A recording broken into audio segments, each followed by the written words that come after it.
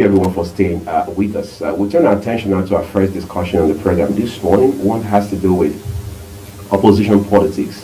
For some people, this discussion has never been more important than it is right now, particularly considering how the narrative around 2027 election is playing out already, whether within the ruling All Progressives Congress or the leading opposition party, the People's Democratic Party. We're seeing insinuations, we're seeing some sort of drama play out, some of them pointing to some possibility of a merger towards a mega party in light of the 2027 election. While calendar-wise, 2027 is, give or take, around 3 years away from here, but for politicians, it's like tomorrow morning.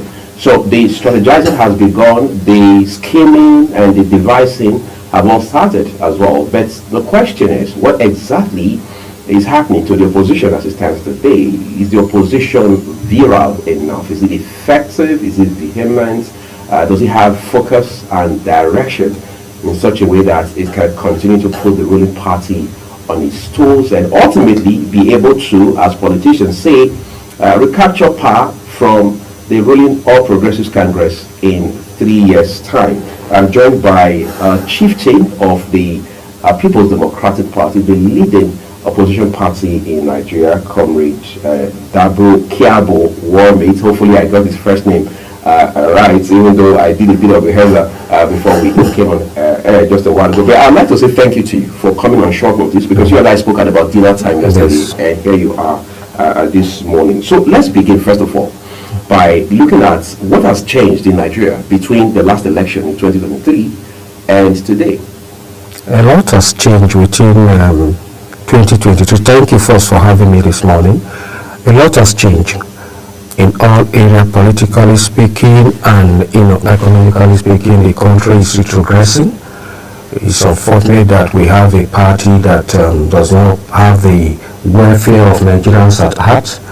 Since 2015 they took over to date, you will see retrogression instead of progression. And 2023 to date, you will see the strangulation of our electoral processes.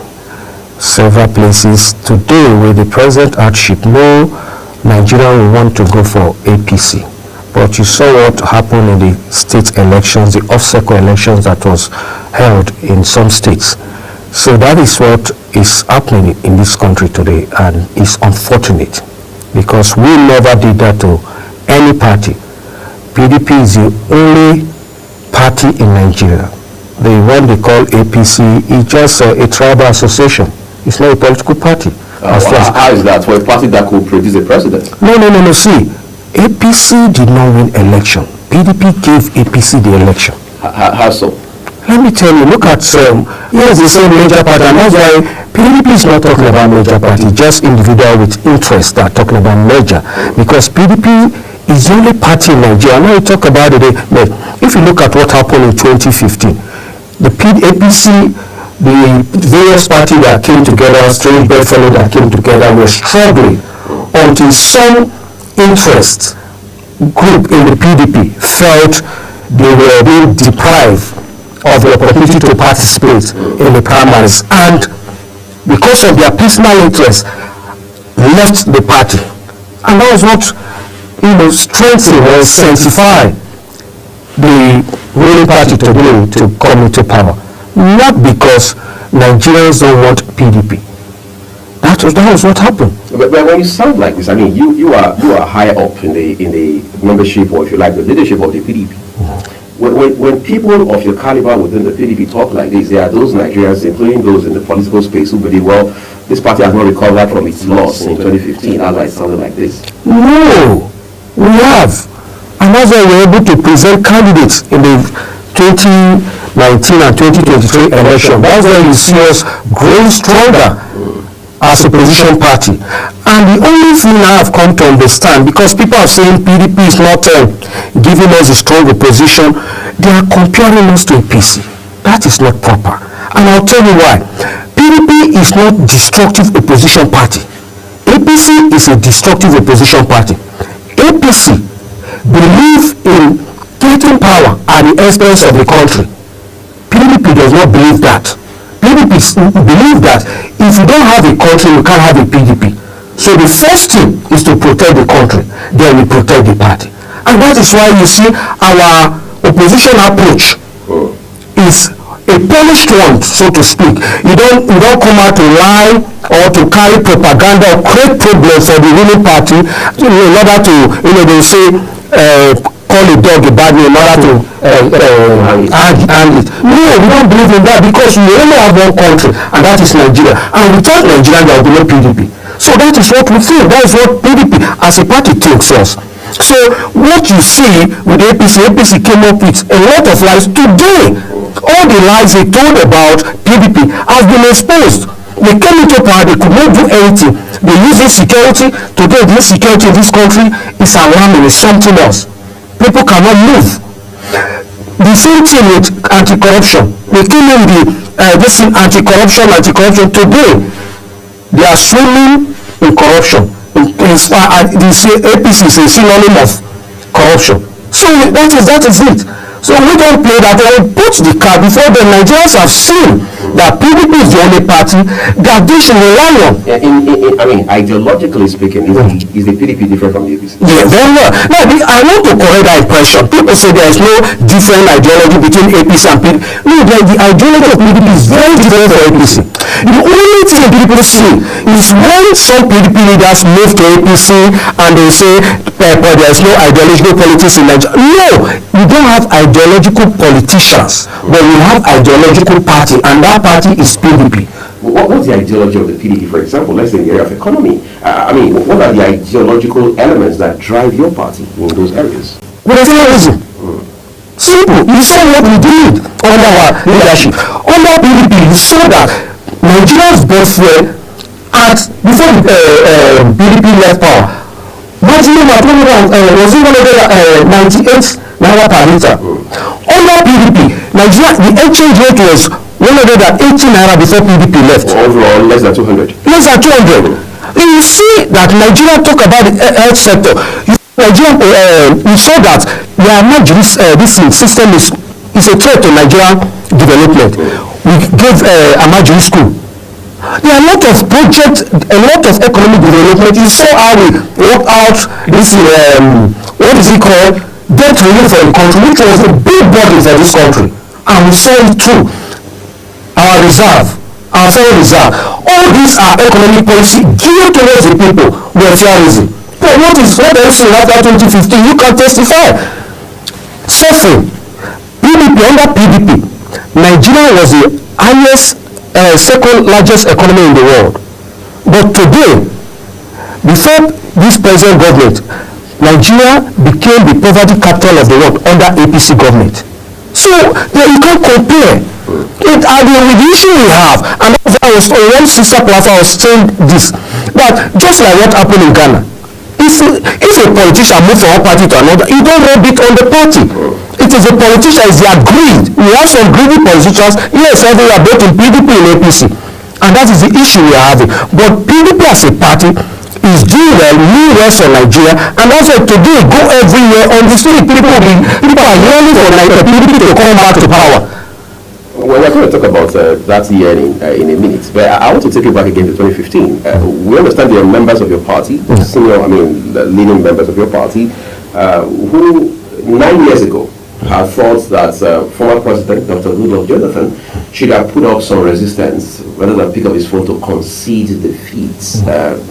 They said if that had been done, Nigeria, for example, as a country, would be where it is, number one. Number two, the PDP, your party, still would have been in power. What's your position? You see, that is what I said in my introduction, that PDP will think about Nigeria first.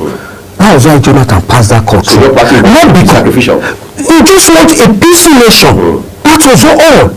Because we saw the tension. We saw the situation. Not that Jonathan PDP lost the election. No. It was because we want a peaceful nation.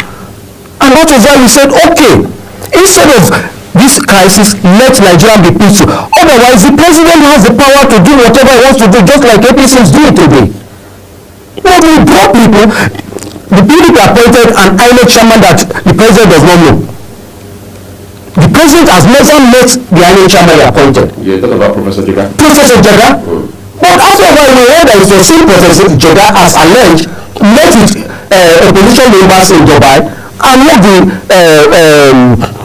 procedure to favor the opposition, and PDP left power. So it is not because we don't know what to do, but we believe in Nigeria first. I think it's apt that you use the clause as alleged. Yes. But let's take this further a little. Let's talk about what we're not hearing about some major APC, PDP, Labour, who knows, maybe some NNPP faction coming together, because you said a while ago that the PDP is not thinking merger or any sort of collaboration or amalgamation, right? The PDP is sufficient in itself. But your party is in this area right now. Your party is damaged on the inside in a manner of speaking. The fabric of the leadership of your party. How do you intend to fix that towards 2027? No, there is no damage. You see, when people say that, I laughed, and I've said that in several platforms, that what we have in PDP, I call it internal interest wrangling. And in every large family, you have that. There is no large family that you will not have interest wrangling at a point in time in the lifespan of that family.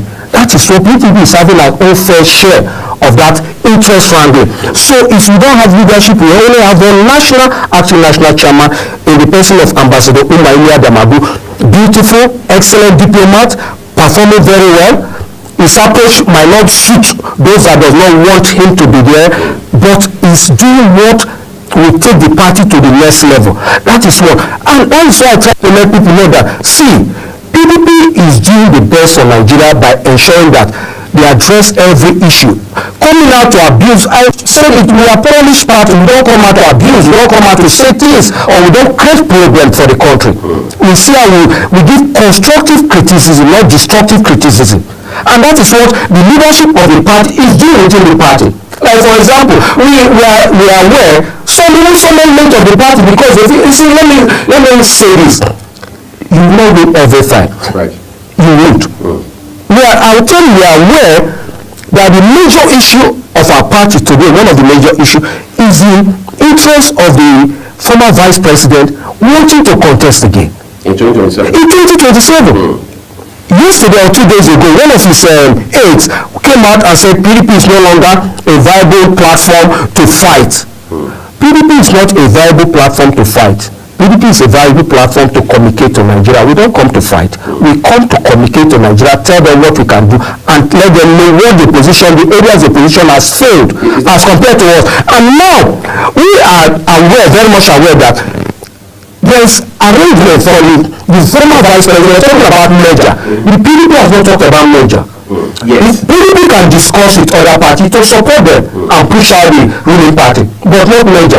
But that's why they are agitating for the former vice president and his loyalists are trying to call for NEC to repeat what happened in 2015. So when they call for NEC to embarrass the party, when they call for NEC after the NEC, maybe they are insisting the acting chairman should go, and if he doesn't go, based on the constitution, is constitutionally and legally sitting on that position. But if he doesn't leave, they'll stage a walkout at the NEC and address press, just the way they did stage a walkout in the convention in 2014 to embarrass the party. Today they are back to the party. So PDP is indestructible. You can enjoy it to some extent, but you cannot destroy. Nobody can collapse PDP. That is the simple truth. That sounds like, you being suggestive that the former vice president, Atiku Abubakar, in a political sense, is now more of a liability than assets to the PDP at this point. Yeah, if you put it that way, I would not want to disagree with you. Because what we want, PDP members, what we want is a united party. And we've had your fair share twice, even against the zoning arrangement in Section 3C of our Constitution. It came in 2022. 2023, that was the issue we have. The issue we are having today is as a result of that. The promise of the nation in 2015 was the presidency to go to the north. That was one of the things that led to PDP losing the election. Now in 2023, in 2023, the promise of the nation is for the presidency to come from the south. He said no. The party now erred by throwing the ticket open. Today we are suffering it. And they are still saying we want to contest. Wait, nobody is stopping. Constitution, you have the right to contest. But wait till 2031. That is all we are saying. Don't use your ambition to destroy the party. It's say live quietly without disturbing the party, let the party progress. That is all. That sounds like you suggesting that former Vice President Atiku Abubakar is at the door, I mean, on his way to exiting your party already. But in the event that happens, where does he leave the PDP? No, the PDP will be stronger. Trust me. With the wicked factor? The PDP will be stronger. Atiku has left PDP in 2015. PDP did not die. In 2020, we had 161 or so House of Rep members and reduced to 116. PDP did not die. From C8, we had 40-something and we reduced to 30-something. PDP did not retrogress. So nobody, the exit of anybody cannot destroy PDP. It will make it stronger because we have peace and we strategize and fight. It is not only PDP members as well. People go to the street, civil servants are shouting, PDP, you people should come back now. This one, you people should come back. So if you exit, it will not harm us. Because Nigerians are the ones that bring us to power, not you. You are just using us as SPV, as a special purpose platform vehicle to achieve your aim. So you are not doing PDP. Nobody, even at what team is doing PDP a favor. PDP is doing everybody a favor. But at what point did your party realize that the former vice president is not doing the party a favor? Because you've given him your ticket quite a number of times. Yes, we gave him our ticket. We respected him as a family member and father of the party twice. And in those two instances, PDP had the worst presidential election result. No presidential candidate from Obasanjo to Yar'Adua to Jonathan has given us that kind of result. We've never had below what we had under the former vice president in 2019 and 2023. So we have respected him enough. We have appreciated him enough for maybe founding PDP at the point to let PDP, some other people came and push this party forward. So let the South produce the president in 2027. Wait, if you see how the ambition, wait. If by 2031 the party wants you to give you, fine. If Nigerians want you, they vote to fine. But don't you, because of your ambition, destroy the party. That is all we are demanding. I've heard some members of your party who say that former governor of Rivers State, now minister of FCT, yes, was not fairly treated during the primaries of your party going into the 2023 general election. Because first of all, there had been the back and forth within your party, like many other parties, to say, look, power has to go to the South. Yes. All right. Wike had hoped that if it came to the South, he would emerge the flag bearer of your party. Of course, we all know that never happened, for example. Now, there are people in the PDP, I've spoken to off the records, who say that the former governor of Rivers State is still reeling from that hurt that had been done to him, and that's the basis on which he's holding the former vice president, Atiku Abubakar, at this level, and he's giving him so much of political heat as he stands right now. Is there any truth in it? No, see, let me say this. One, you are very correct to say that, or your discussion that the former governor of Rivers State has not been fairly treated. I was a member of the electoral committee. That's 2022 presidential panel. I was a member. When they came to vote, I will show the people where to put their any ballot box and so I'll take them to the next one to cast their vote. And to be fair, if there was no alliance between Atiku and Tambuwa, Wike won the election. Wike would have won that primaries. So he was betrayed? No, not betrayed. I will not call it betrayal. Maybe between him and Tambuwa, I may say betrayal. But it is politics. So today, if it is given activity, it is politics. They shouldn't see it as he has not come out of the pain or the fact that Atiku won the primary. Anybody can win. Wike to knew that. You understand? But what Wike is doing is politics. So you expect him to fold his arm. That shows that he has and allow Atiku to have his way, or anybody in the party to have their way. That shows that he has gotten off the what is it called, the defeat. No, he will struggle. That is what you make sure that you show yourself, and he's doing it good. It's politics. So that is it. And people come up to say, no, we can just like he has come out of it, but he's still playing the politics. I think he's still playing the politics. Everybody is still playing the politics. So if I outsmart you, does that mean that I don't know for the party or nowhere for the country? you outsmarted him. When you took over, you have formed alliance with somebody and won the primaries. Otherwise, it would have been very difficult for Atiku to win that primaries. If not, Wike would have won that primaries. The atmosphere was clear. If Wike got that ticket, so you believe the PDP would have been in power by now? Most likely, because the sentiments, the pulse of the nation was for a certain president. Now, let me tell you, look at it. If you look at the trajectory, you see that outside Tinubu, the president, you see that Obi got chunk of the vote. Right. That is to show you the pulse of the nation. That would have been, it's a traditional, if you look at the political graph and voting graph, it's a traditional voting area of PDP. But because the pulse of the nation is for a certain president to emerge, you give it to a Labour Party.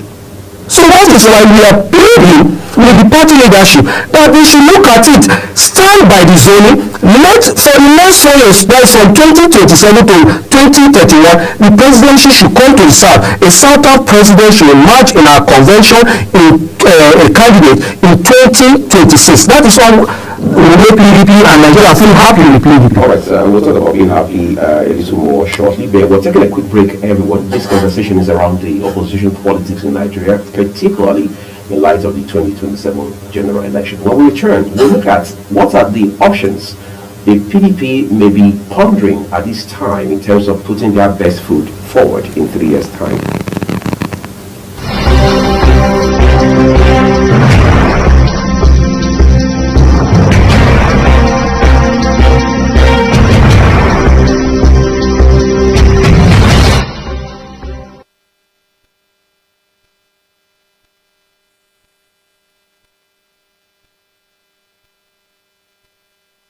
Thank you, everyone. Let's do the last lap of this discussion. So, in the last few days, there have been insinuations about the, who knows, possibility that your party is reaching out to former President Goodluck Jonathan to say, look, we need a lifeline, so to speak. That is a way of saying that, who knows, all else equal, the PDP is likely in talks or making moves to rebrand itself. And one way it wants to do that is advance the former former president to come for a rerun in 2027. Do you see that happening, or is it already happening? Well, I don't know if the party is doing that, but the former president can run. He has the right to run for president, and if the party so wish, fine. But one thing I want to say is that in the PDP we have materials, presidential materials, electoral materials. Very well. We have them. You know, PDP is like an institution that graduates people. You see our graduates in every party, Labour Party, PDP student. He graduated, I went to Labour. Apadio, the common governor, graduated, went to this. So some of them are unknown. Like the FCT minister is unknown at the federal level, federal government, the federal government. No, definitely. Definitely. The FCT minister will come back home. He's still a PDP member. It's not just a member, it's a member of the name. Okay, and that is the only minister Buhari government, Tinubu government have. It's only, you see what he's doing in the FCT. So the other ones are not ministers? No, those ones, they are minister by name, not minister by performance. He's the only minister, and that is PDP member, that is serving the nation. He was called to national service and is doing that. Let's talk about reforms, because at a point some years ago when you had people like former governor of Kwara State and former deputy and former Senate president talking about Bukola Saraki, your party had, a faction of your party, I should say, had come up with the End PDP, New PDP. Yes. Right. That was some reform efforts at that time. So what strategies your party is advancing this time to also bring about reforms internally, because your party needs a fix? No, the truth remains that not a fix. The party doesn't have issue. What we need is a progressive approach to issues, and the party is doing that. Now, what we have done, the new PDP, it is not reform for reform. It is interest. They are the one that moved to APC. Right. And some of them are back, or most of them are back to the party. Now, the PDP has internal approach to improving its policies, program, and narrative. Today, as we are speaking, we already have committees set up looking at constitutional review committee. We have the discipline committee. We have the conciliation committee. All these are geared towards having a formidable, united PDP, strong PDP, and it's under this leadership. This LWC is tirelessly working to ensure that we have a united PDP. We come up with the credible opposition. We are doing well, but we need to do more to meet the expectations of Nigerians. So we are doing more. But we are still trying to address the little remaining aspect of this 2023 issue, that interest wrangling that we find ourselves into. When we came in, before this acting national chairman came in, you could see that PDP was in a serious situation. But he came in, addressed the issues, talked to leaders to calm down, please calm down in the interest of the past, and everybody was listening to him. But interest came in, and that's why I called our vice president. We have interest. When you favor it twice, you join the party back in 2017. Because of it, they amended the constitution. From you becoming a party member, it will take you 18 months to be able to contest election. But have you joined the party? Have you joined the party? But because of him, they made it 1 month. And he came. Immediately they gave him this thing. In 2018, they gave him the ticket. He just came back to the party. In 2023, they gave him ticket. 2022-2023. So you should be appreciative that the party is different. There are people that were like you that founded the party that have not left the party for 1 day. They did not give them ticket, even though they indicated interest. David Mark said to David Mark, he says, he's the last man standing. He has never left the party, contested the presidential election primaries. They didn't give him. So he should be appreciating enough by stepping aside, allow the South to produce the candidate for the 2027 election for the next 4 years. Then when it goes to the North, you can show your interest. Those that want to support you will support you. If the party so rich wants to give you a ticket, fine. But not because of your interest, you say you lost. You are a founding father. Not of when you left the party. Those that formed the party, those that kept the party afloat, you have become foster fathers. Because you were not there as a father, you abandoned and denied. That's why you have to fill the vacuum. That is it. So that is why we are pleading with our leaders to put all this into cognizance and make sure that a Southern candidate in March 2020, that is the way PDP will have a smooth sailing. Otherwise, Nigerians on the streets, in the market, in the mosques, in the church, when they are saying, PDP, please come back. Whatever you can do to come back. We want you back. When PDP leaders like yourself talk, it looks so inspiring and hope kind of driven. But there's a challenge. There are members of your party, very influential ones like that, whose rhetorics don't really give much of hope. For example, Dino Melaye had said on one occasion that the PDP is dead. Another leader of the party said the PDP is not dead, he's comatose, talking about the former spokesperson of the party, yes. All right. And then you turn away from these two gentlemen. You look at the few other persons whose rhetorics and moves show clearly that the PDP will not stand a chance. For example, Shegun Showumi is a leading member of your party. He had even run to be governor of Ogun State at the time. He's been here twice to talk about PDP-related issues. He has a movement he has started now, which is not even PDP extension of any kind, for example. Is that not to say already that the divergence in your party, the division in your party is very fundamental, deeply rooted, and could harm your party further going into 2027? Now, let me say this about Dino Melaye and Colonel Obalio. Dino Melaye is quite unfortunate. Dino Melaye, if you remember, said to Fiakwa PDP, or Maje PDP. Alaya is a PDP 3 times. In Kogi State, when he joined APC and was campaigning for APC, he came back to his vomit. It's in this part of the world we take people like that serious. Otherwise, we don't take them serious. Because you use your mouth to say that. You came to the party, back to your own vomit, requested for ticket. They gave you ticket. You could not even vote yourself. And you got the worst result in the history of politics in Kogi State as a governorship candidate of a major party. Even SDP candidate beat you. That's this last election. Yes, they gave you as a flag bearer. Right. Crying loud, please give me ticket. What was the outcome? After that, he ran away. Colonel Lebedi is not a politician. So you don't blame me. No, I'm going somewhere. He's not a politician. He was privileged by the benevolence of our respected leader in the person of Tunde Beya and David Mark to be made the MPS.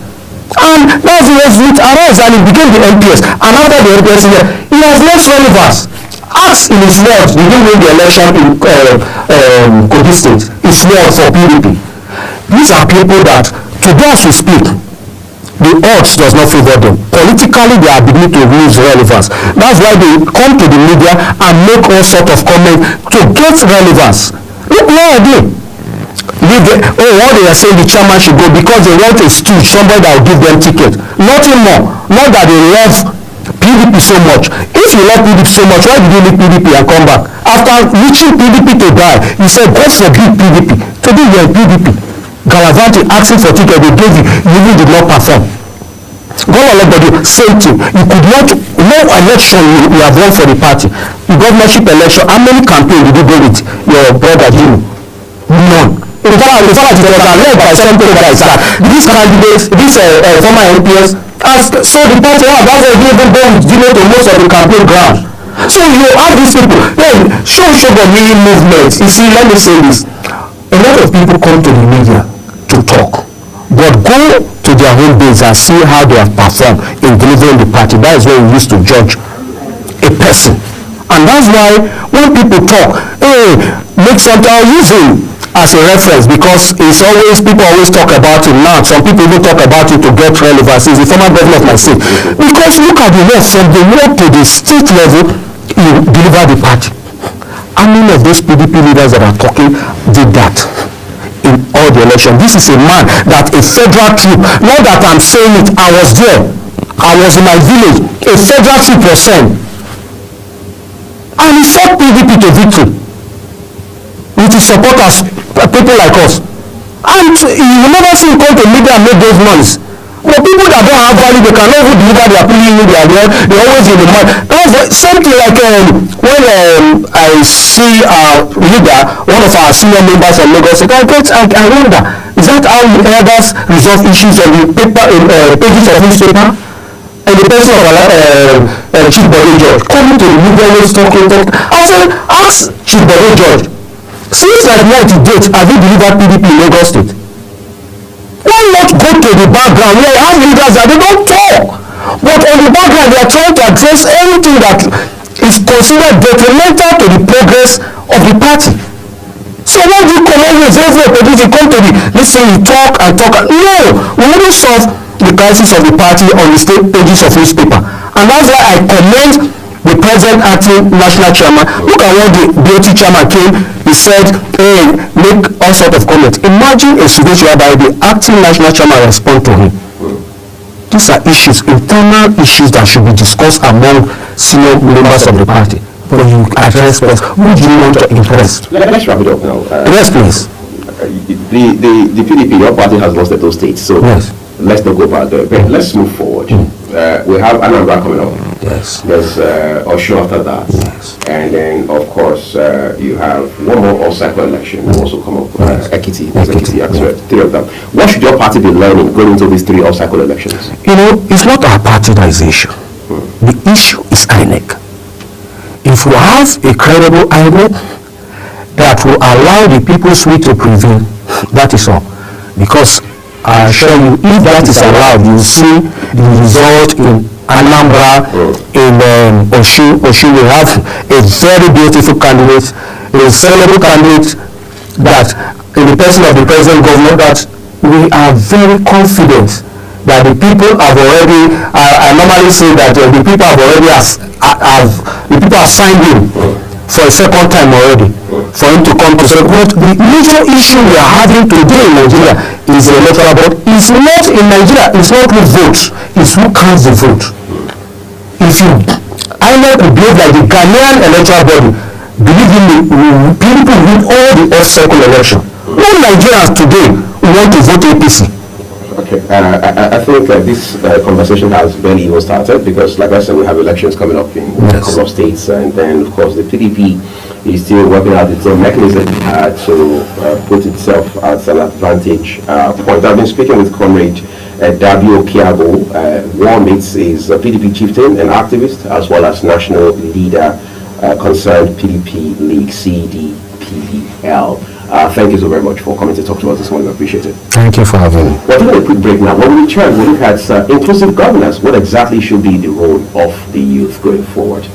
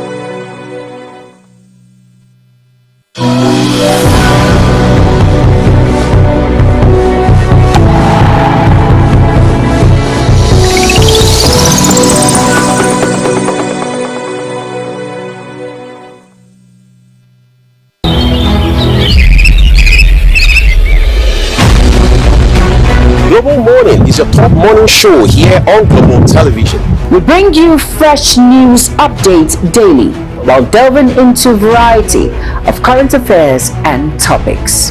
Global Morning aims to deliver newspaper review, latest news with experts on key global issues, And at the same time, keeping you well informed about important events, both national and internationals. Global Morning serves as a valuable source of information, helping viewers like you start your day well informed. Stay connected from Mondays to Sundays to a wide range of the latest news making rounds on Global Morning. We're on the road to protest. The president meets all of our demands.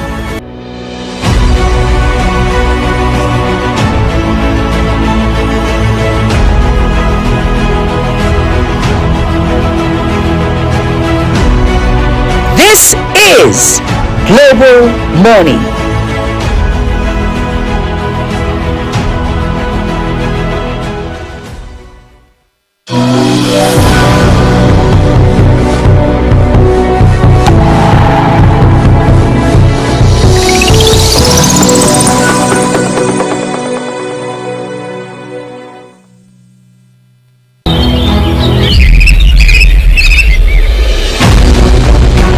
Global Morning is your top morning show here on Global Television. We bring you fresh news updates daily while delving into a variety of current affairs and topics. Global Money aims to deliver a newspaper review, latest news with experts on key global issues, And at the same time, keeping you well informed about important events, both national and international.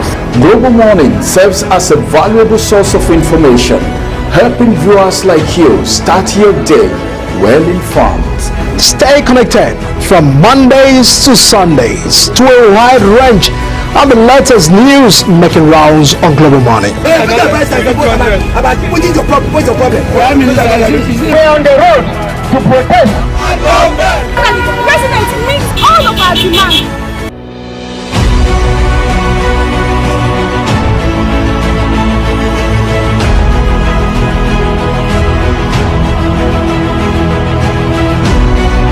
This is Global Money.